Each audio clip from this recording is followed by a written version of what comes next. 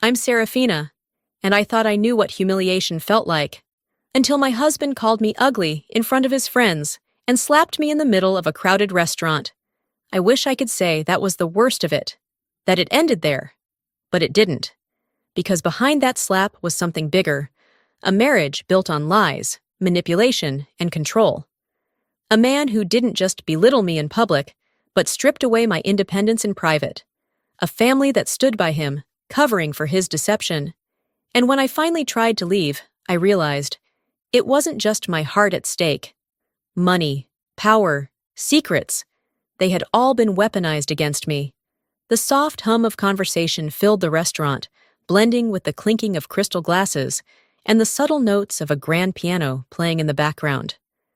The kind of place where the lighting was dim, the air was thick with the scent of truffle oil and aged wine, and the waiters moved with the precision of trained performers. It was the type of restaurant where appearances mattered. I had spent hours preparing for this night, choosing the perfect navy dress, styling my hair just right, even applying makeup with a careful hand, something I rarely bothered with anymore. Tonight was important. Alistair had finally invited me to meet his colleagues, something he had always avoided in the past. So why did he barely look at me when I arrived? He didn't stand up, didn't greet me with a smile or even a nod. Just a glance, the briefest flicker of his eyes, before he muttered, "Oh, you wore that?" A quiet laugh from the table. Not mine. One of his friends. My heart twisted, but I swallowed down the sting and forced a smile as I slid into my seat. "Traffic was a nightmare," I said, trying to smooth over the moment. He ignored me, already deep in conversation about work. Some project, some deal. I didn't know. I wasn't included. I sat there smiling tightly as his colleagues, 3 polished men in tailored suits, laughed at his jokes and nodded along to his stories. Whenever I tried to join in, I was met with dismissive glances or interrupted before I could finish a sentence. Alistair barely acknowledged me. The only time he spoke directly to me was to correct me or laugh at something I said. "That's not how business works, sweetheart," he said at one point, his voice coated in condescension. I shifted in my seat, my appetite fading. Then came the comments, subtle at first. "You sure you want to eat that much pasta? That dress really highlights your curves." A smirk, a chuckle from his friend. My face burned. I gritted my teeth, forcing down the lump in my throat. This wasn't new. It wasn't the first time he made me feel small. But something about tonight was different. It was meaner, more deliberate, like he wanted an audience. Then he said it. "God, you're so ugly when you get upset." The words hit like a slap before his hand even did. Silence stretched over the table. His friends stared at me, then at him, then back at their drinks, as if pretending nothing had happened. I froze. The air was knocked from my lungs. A slow, creeping nausea crawled up my throat. The room blurred, sounds muffled. I couldn't move, couldn't speak. Then I did the one thing I told myself I would never do again. I looked at him, hoping for some kind of remorse. Alistair just smirked. I should have left, should have stood up and walked out. But instead, I whispered, "Why are you doing this?" His expression shifted, irritation flashing across his face, as if I was the one embarrassing him. And then, his palm struck my cheek. It wasn't a hard slap, not enough to knock me back, but enough to send a sharp sting rippling across my skin. Enough to make my eyes water. Enough to make me hate myself for staying seated. The restaurant went silent. And no one moved. No one gasped. No one rushed to my defense. The waiter hesitated, then gently placed the check on the table. Alistair leaned back in his chair, as if nothing had happened. "She's being dramatic," he told his friends, laughing lightly. I touched my cheek. It burned. I looked around, searching for something, anything, that would tell me I wasn't crazy, that someone had seen what just happened. But all I found were averted gazes, the uncomfortable shuffle of cutlery, the quiet clinking of glasses being raised to lips that would say nothing. No one cared. The world around me didn't just witness my humiliation. They silently agreed with it. And that's when I knew. This wasn't the first time he had tried to break me. It was just the first time I saw it for what it really was. I drove home in silence, the city lights blurring past the windshield, my grip on the steering wheel so tight my knuckles ached. The slap still burned on my cheek, but it was nothing compared to the fire raging in my chest. When I stepped inside our house, the silence felt suffocating. Alistair was nowhere to be found. Of course he wasn't. He was probably out with his friends, laughing, drinking, celebrating his latest triumph, humiliating his wife. I kicked off my heels, barely noticing the way they clattered against the floor. My reflection caught my eye in the hallway mirror. I looked. Unrecognizable.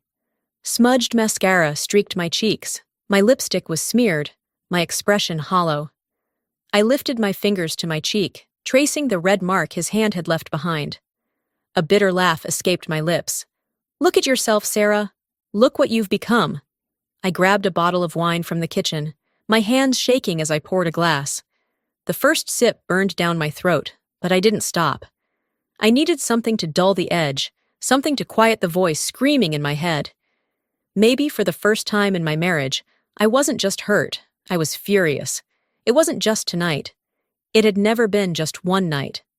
I had let this happen, piece by piece, over the years. I thought back to the beginning, how Alistair had convinced me, so easily, to hand over control of our finances.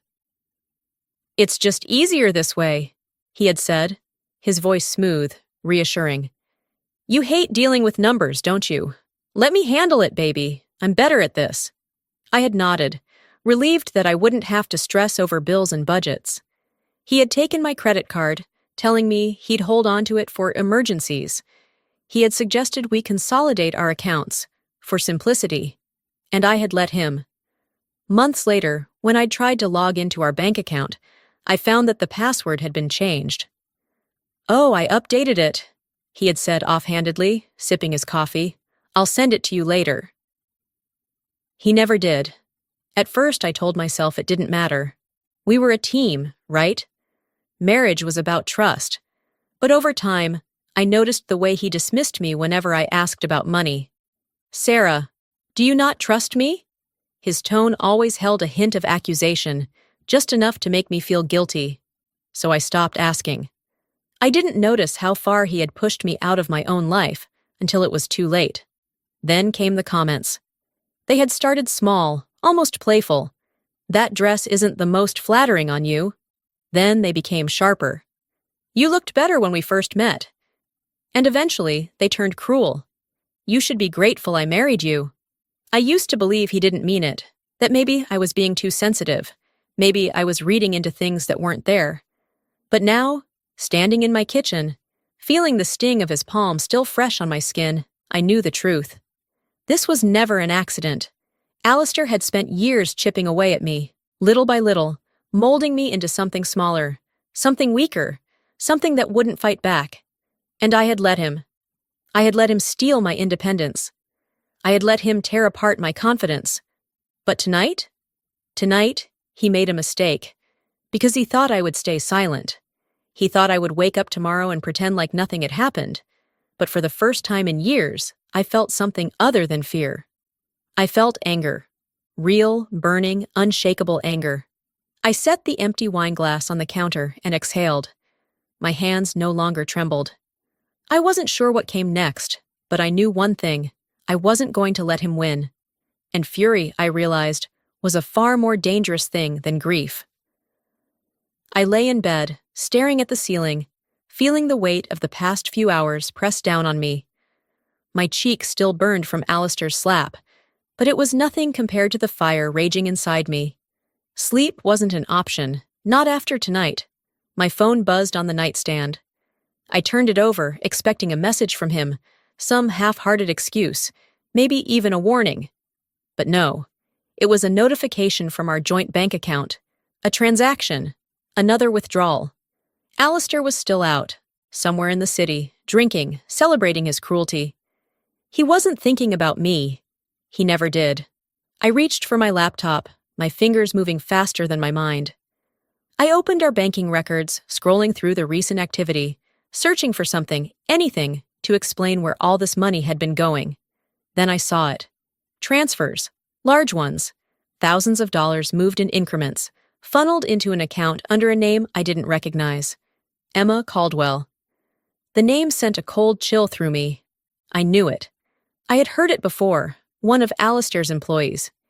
He had mentioned her in passing, just once, laughing at a joke she made at work. At the time, I thought nothing of it. Now, my stomach twisted. I clicked through more records, my heartbeat pounding in my ears. The pattern was unmistakable. The money wasn't just disappearing, it was being cleaned. Shifted from business accounts, disguised as expenses, before landing in Emma's hands. It wasn't just an affair, it was fraud. I sat back in my chair, my breathing uneven.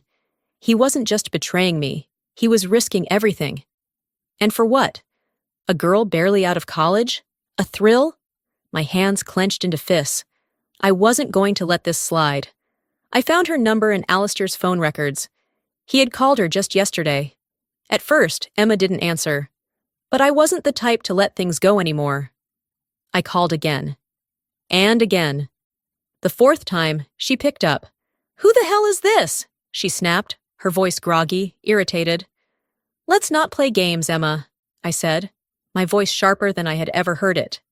"I know who you are. More importantly, I know what you've been doing with my husband." Silence. Then a breathy laugh. "Oh, please. You're the wife, right? The one he—" She cut herself off, but I heard it. The way her tone dripped with amusement. She thought this was funny. "You think this is about the affair?" I interrupted. "You really think that's the problem here?" Another pause. I let it stretch, let her squirm. Then I went for the kill. "I know about the money." The smugness in her voice evaporated. "What?" "The transfers, Emma. The ones from Alistair's business accounts. The ones that end up in yours." A sharp inhale on the other end of the line. Don't bother lying. My voice was steady, cold. "I have the records. I have the proof. And if you don't start talking, I'll make sure your name is the first one handed over when this all comes crashing down." I could hear the shift in her breathing, the panic creeping in. He told me it was fine," she blurted. "That it was just a temporary fix. That he had it handled." I let out a humorless laugh. "Yeah? And what exactly did he promise you, Emma? That he'd take care of you? That he'd leave me for you?" More silence. "He told me you two weren't really together," she finally whispered. "That you were just—" "A burden," I finished for her. The words didn't hurt. Not anymore. I had spent years carrying his weight, bending myself into whatever shape he needed. A wife, a trophy, a woman who didn't ask questions. But now, I was something else entirely. Emma exhaled shakily. "What are you going to do?" I smiled. "Oh, sweetheart," I murmured. "I'm going to burn his world to the ground." By the time I hung up, my mind was already racing ahead. I backed up everything, screenshots of bank transfers, messages, call logs. I saved them to a drive, then emailed copies to myself just in case. Alistair thought he had me trapped, thought I was too weak, too blind to see what he was doing. He was wrong. I wasn't just going to walk away. I was going to make sure he had nowhere left to run. And the first step? Letting him know I wasn't afraid anymore. The morning light filtered through the blinds, casting pale golden lines across my bedroom floor. I hadn't slept much. My mind kept replaying my conversation with Emma, the way her voice had cracked when she realized the game was over. But it wasn't just her. Alistair didn't just betray me. He had built his entire life on a foundation of deception, and now, brick by brick, I was going to tear it down. I had just poured myself a cup of coffee when my phone rang. An unknown number. I hesitated. It could be a lawyer, a bank representative, someone responding to the storm I had begun to stir. But the second I picked up, I knew I was wrong. A low, distorted voice crackled through the speaker. "You need to stop."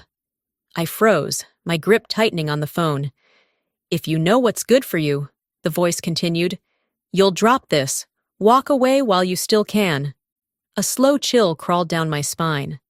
I forced my voice to stay steady. Who the hell is this? A pause. Then a quiet chuckle. Just a friendly warning, Mrs. Caldwell. The line clicked dead. I stood there for a long moment, my heartbeat pounding in my ears. My coffee sat untouched, growing cold. Someone was watching.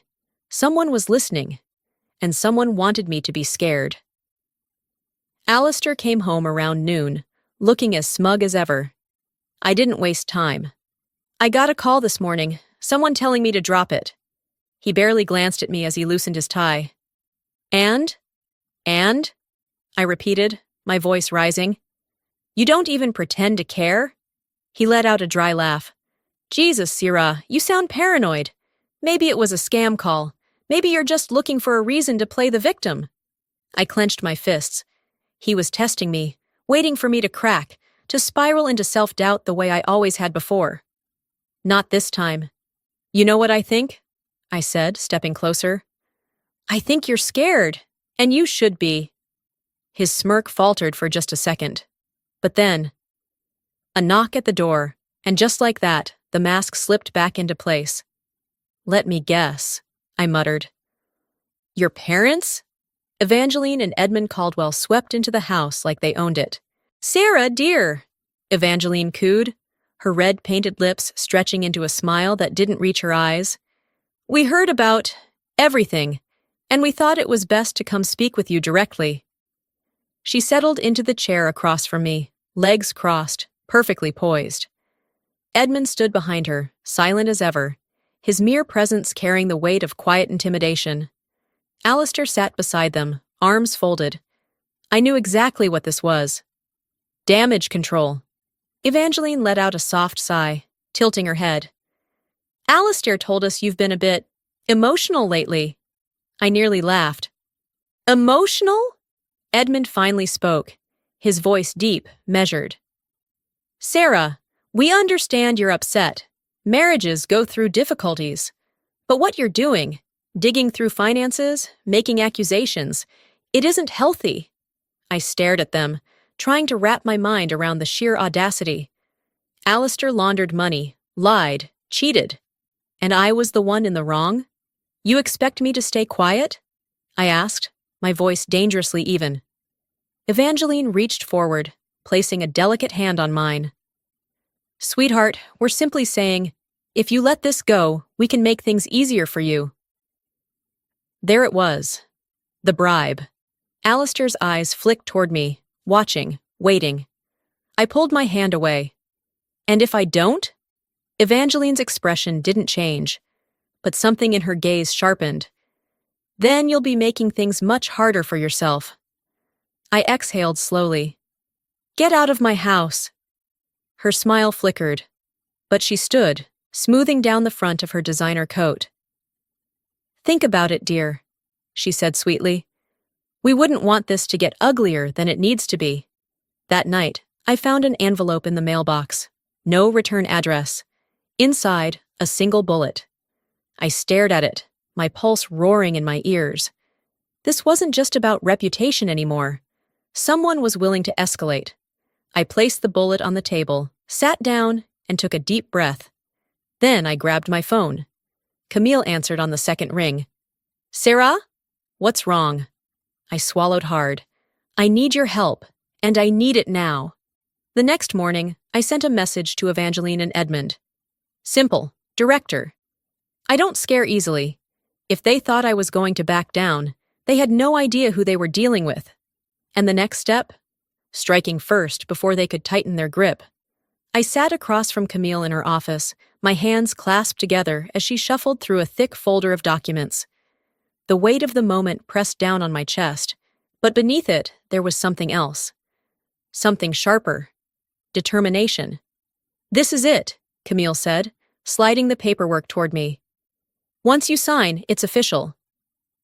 Divorce. But it wasn't just that. This wasn't about walking away.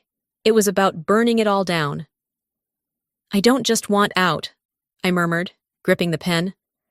I want to make sure he can't do this to anyone else. Camille nodded, her expression unreadable.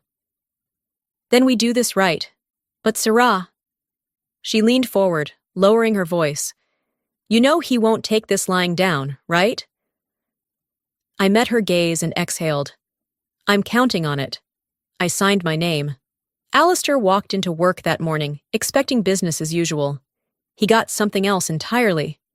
He barely had time to set down his briefcase before his assistant hurried over, looking pale. Sir, you need to go to accounting. A pit formed in his stomach. When he entered the office, a team of corporate auditors was already there, papers spread across the conference table. What the hell is this? He demanded. His boss, a man who had once admired him, only glanced up coldly. Routine internal review, he said. Some flagged transactions came up. We just have some questions. Alistair schooled his features, forcing a smirk. You don't actually think I... We'll see, his boss cut in. He could feel it, the shift in the air, the weight of the scrutiny pressing against his carefully curated image. Someone had tipped them off.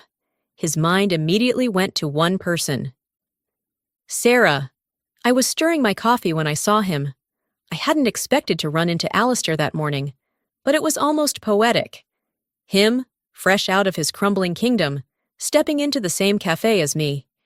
His gaze locked onto mine the second he saw me. And then, just like I predicted, he snapped, What the hell do you think you're doing? His voice was loud enough to draw attention. People turned, glancing between us.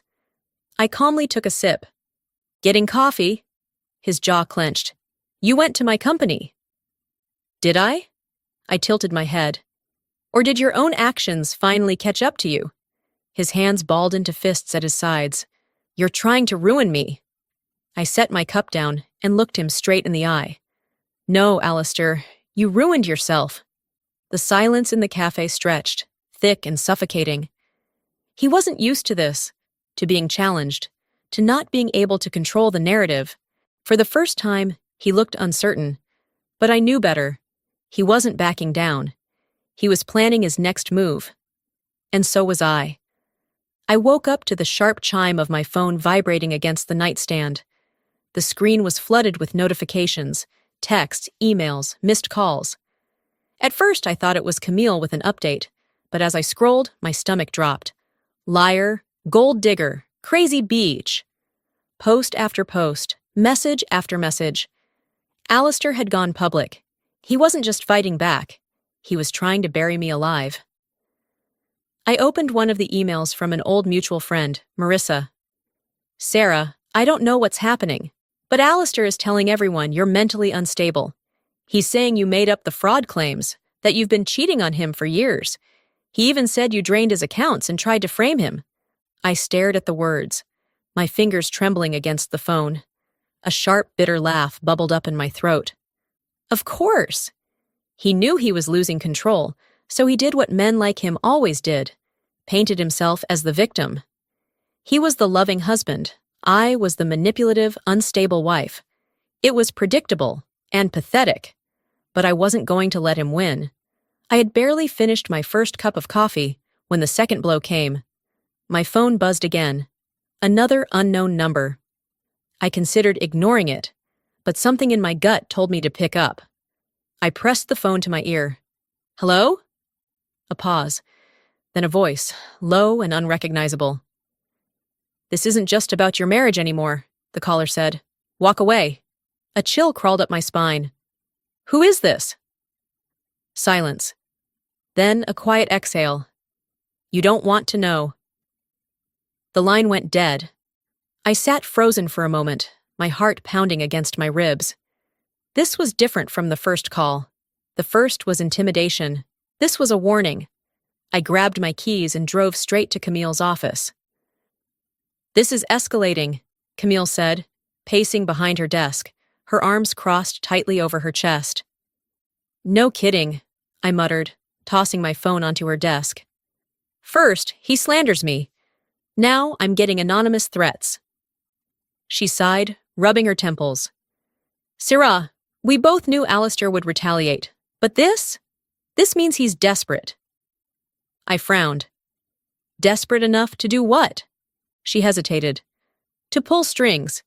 You don't know how many people he has in his pocket. If he's reaching beyond just his smear campaign, it means he's trying to shut you down before you can destroy him.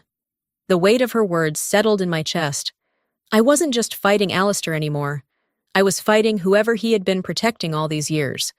But if he thought that would scare me, he was wrong. The cracks in his perfect facade were starting to show. By late afternoon, Celeste, Alistair's younger sister, called me. I almost didn't answer, but curiosity got the better of me. Sarah. Her voice was softer than I remembered. I waited. She took a breath. I don't know what to believe. I closed my eyes, pinching the bridge of my nose. Celeste? I just mean... She hesitated. He's my brother, but I know he lies. I know he manipulates people. This is a lot. Mom and Dad keep telling me you're doing this for money, but I don't know. For the first time, there was doubt in her voice. You know the truth, I said gently. You've always known. You just didn't want to see it. A beat of silence.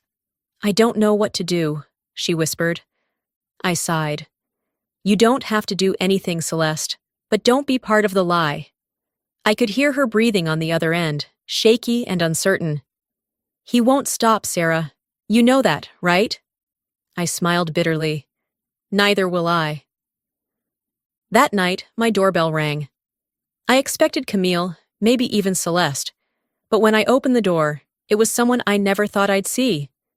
Dorian, Alistair's co-worker. He looked uneasy, glancing over his shoulder before stepping inside. I can't stay long, he said quickly, but you need to know, Alistair is losing his grip at work. The financial review? It's worse than he thought. People are talking. I straightened. How bad? Dorian exhaled. Bad enough that some of us don't want to go down with him. He met my gaze. I have access to his records, Sarah. Emails, expense reports. The real ones, not the doctored versions. Hope sparked in my chest. If you're willing to fight, he said, I can help. I smiled for the first time all day. I'm more than willing. The moment Dorian left, I opened my laptop and got to work. I wasn't going to waste my breath defending myself to the world. I didn't need to, because I had something Alistair never would. The truth, and I was about to use it. The message came late at night. Emma Caldwell. We need to talk. I stared at the screen for a long moment, debating whether this was another trap. But deep down, I knew better. Alistair had never been the type to show loyalty, only to demand it.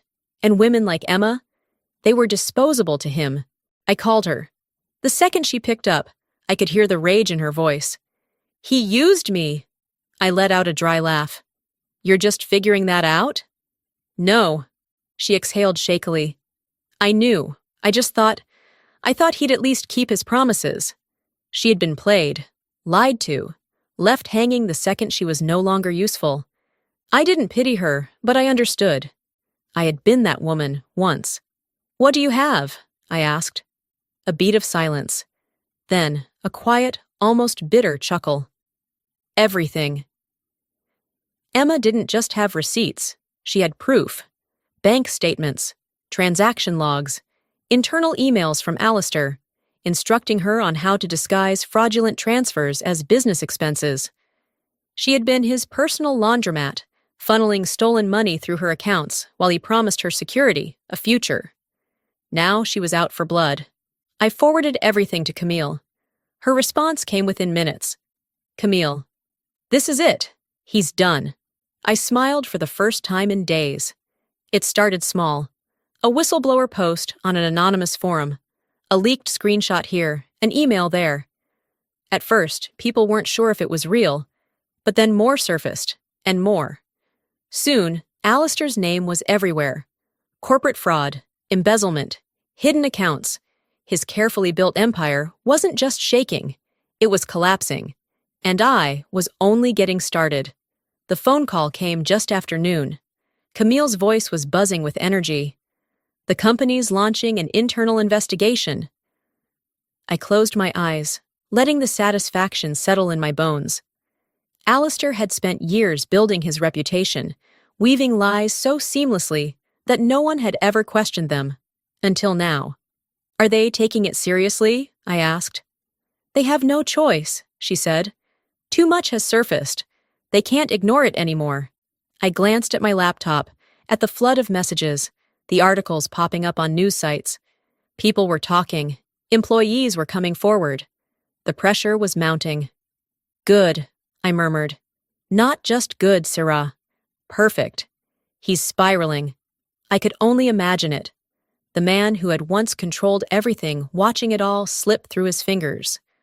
I should have expected his retaliation.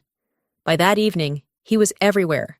Social media posts, desperate interviews, claims that I had been the abuser, that I was behind the fraud. He called in favors, pulled strings, tried to paint himself as the real victim. But the cracks in his story were obvious. Too many people had started talking, his former employees, old friends, even his own sister Celeste publicly distanced herself. For the first time, Alistair was losing control. And I was winning. Then came the final blow. I sat in front of the camera, my hands steady, my voice calm. I told my story. I detailed the years of control, of manipulation, the gaslighting, the financial abuse, the threats, the slap at the restaurant that started it all. I didn't cry. I didn't beg for sympathy. I just spoke the truth. By the time I finished, the world knew exactly who Alistair Caldwell really was. His kingdom was burning, and I was the one who struck the match. But the fire wasn't out just yet. Alistair walked into his office that morning, his posture stiff, his jaw clenched. He had spent the night calling in favors, trying to find an escape route, a way to spin this disaster into something salvageable. But as soon as he stepped off the elevator, he knew. Something was wrong. The office was too quiet. Employees avoided his gaze, whispering behind their hands. His assistant wasn't at her desk. Instead, 2 security guards stood by the entrance to the conference room, waiting for him. Dorian was inside, along with the entire executive board. His boss, a man who had once shaken his hand with respect, now looked at him with something else. Disgust. "Alistair," his boss began. "Sit." Alistair didn't move. "This is a mistake." Dorian slid a folder across the table. "No, Alistair, you made a mistake." Inside were pages of transaction records, signatures, email correspondence, every single one tied back to him. The room was silent. Then his boss sighed. "Your position is terminated, effective immediately. Legal action is already in motion." Alistair's world tilted. "You can't do this." One of the executives leaned back in his chair. "You did this to yourself." The security guard stepped forward. Alistair barely processed it when they gripped his arms and escorted him out. Through the halls, past his employees. People who had once feared him, admired him. Now they only watched. And some of them smiled. By the time he reached the sidewalk, reporters were already there. Microphones, cameras, flashing lights. Someone shouted, "Alistair! Do you have a statement?" He turned away, head down. His accounts were frozen, his reputation destroyed. And the legal battle? It was just beginning. Alistair drove straight home. He needed his family, his father's connections, his mother's ruthless strategy. But when he opened the door, they were already waiting. Evangeline sat in the grand living room, legs crossed, sipping tea as if this were nothing more than another scandal to sweep under the rug. Edmund stood by the window, his hands clasped behind his back. Celeste sat off to the side, arms folded, eyes downcast. Alistair took a shaky breath. "You heard." His mother finally looked up. "Of course we heard." "Then you know I need—" "You need?" Evangeline's voice was sharp. "You need?" She set her cup down with a quiet clink. "Do you have any idea what you've done?" Alistair's patience snapped. "I am your son!" Edmund turned then, his face carved from stone. "Not anymore." The words hit him harder than any scandal ever could. I built everything I have for this family, Alistair growled. Evangeline tilted her head. And now you've ruined it. He turned to Celeste, desperate. You believe them? For a moment, her lips parted. But then she just shook her head. I don't have to believe them, Alistair. I just know. Alistair's fists clenched. You're abandoning me? Evangeline exhaled, as if bored. We're cleaning up your mess. She stood, smoothing the fabric of her dress. And you, dear, are no longer our concern. Alistair could only watch as his family turned their backs on him. He was alone. Completely, utterly alone. I met him one last time. Not because I wanted to, but because I needed to see him, see what was left. He looked smaller than before, slumped in a chair at a quiet cafe. No expensive suits, no polished arrogance, just a man who had finally been brought to his knees. I sat across from him, folding my hands on the table. This is the part where you blame me. He didn't respond. I let out a soft laugh. Or maybe this is the part where you beg. Still nothing. I studied him, taking in the hollow look in his eyes, the slight tremble in his hands. You know what's funny? I said, leaning closer. I don't even hate you anymore. His gaze flicked to mine, and for the first time, there was nothing behind it. No calculation, no fury, just emptiness. I stood, slipping my purse over my shoulder. I'm not afraid of you anymore, Alistair. And with that, I walked away. For the first time, revenge tasted bittersweet. But I knew one thing. I was finally free. And now, I had to learn how to live again. I woke up to soft morning light spilling through the sheer curtains of my new apartment. The space was still unfamiliar, the walls too bare, the furniture too neatly arranged. But it was mine. For the first time in years, I didn't wake up to the sound of someone else's footsteps, the weight of someone else's expectations pressing against my chest. I rolled out of bed, stretched, and padded to the kitchen. The silence felt strange, almost deafening. There was no tension in the air, no sharp voice waiting to cut me down before the day even started. Just me. I brewed my own coffee, took the first sip, and let the warmth settle in my chest. I had spent years waking up in a house that never felt like home. Now, standing here, in my own space, drinking my own coffee, I finally felt free. I met Camille at a cafe downtown. It had become our unofficial headquarters, the place where she broke the worst news and where I pieced myself back together. She slid a file across the table, tapping the cover. It's official. The divorce is finalized, the company's pressing charges, and Alistair, well, he's done. I exhaled, staring at the folder. It was everything I had fought for, but now that it was here, it felt anticlimactic. Camille studied me. You don't look thrilled. I swirled my coffee absently. I thought I'd feel something more. Satisfaction, maybe. Relief. And? I shrugged. I just feel done. Camille nodded, as if she understood. That's because this was never about revenge, Sarah. You weren't trying to win. You were trying to survive. I smiled softly. I guess I did. That afternoon, my phone buzzed. Celeste. I hesitated before answering. Hello? A quiet sigh on the other end. Then, can we talk? I agreed to meet her at a quiet park near my apartment. She was already there when I arrived, sitting on a bench, fingers nervously twisting in her lap. When she looked up, she seemed different. Lighter, maybe. Less like the woman who had stood in the shadows of her family. More like someone finally stepping into the light. I owe you an apology, she said without hesitation.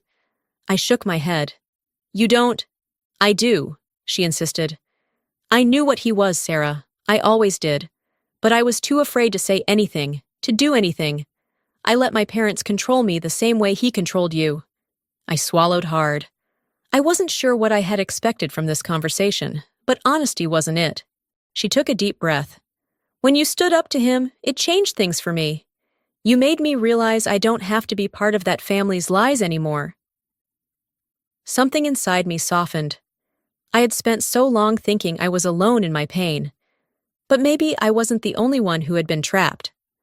I reached over, squeezing her hand. Then don't be. She gave me a small, grateful smile. I won't. That evening, another message came in. Dorian. Dorian. I heard you were looking for a fresh start. If you're interested, there's a position at my firm. No pressure, just think about it. I stared at the screen, my heart pounding. A fresh start. Not just escaping something toxic, but building something new. I typed back 2 words. Me. I'm in. Then I stepped out onto my balcony, breathing in the city air. For years, I had spent every waking moment just trying to survive. But now, for the first time, I was finally living. Life has a way of teaching us lessons in the most brutal, unforgiving ways. And if there's one thing I've learned through all of this, it's that survival isn't enough. You deserve to live. Truly live. For years, I thought endurance was strength. I believed that if I just held on long enough, things would change. That love meant sacrificing parts of myself until there was nothing left. But I was wrong. Strength isn't staying in a place where you are belittled, controlled, or manipulated. Strength is walking away, even when you're terrified of what comes next. Maybe you've been in a situation like mine. Maybe you felt stuck, unheard, afraid to take that first step because you don't know if you'll land on solid ground. Let me tell you this, you will. The fear of the unknown is nothing compared to the slow suffocation of staying where you're not valued. And if you're watching this, wondering if it's too late for you, it's not. It never is. You can start over. You can reclaim your life. You can build something new, something better, something that is yours. Now, I want to hear from you. Have you ever had to walk away from something toxic? What gave you the courage to finally say, enough? Drop a 1 in the comments if this story resonated with you, or tell me where you're watching from. I love knowing how far these stories reach. And if this video wasn't for you, I'd love to hear why. Your voice matters. And before you go, don't forget to subscribe to this channel so you don't miss the next story. Because life isn't just about endings, it's about the powerful new beginnings waiting on the other side.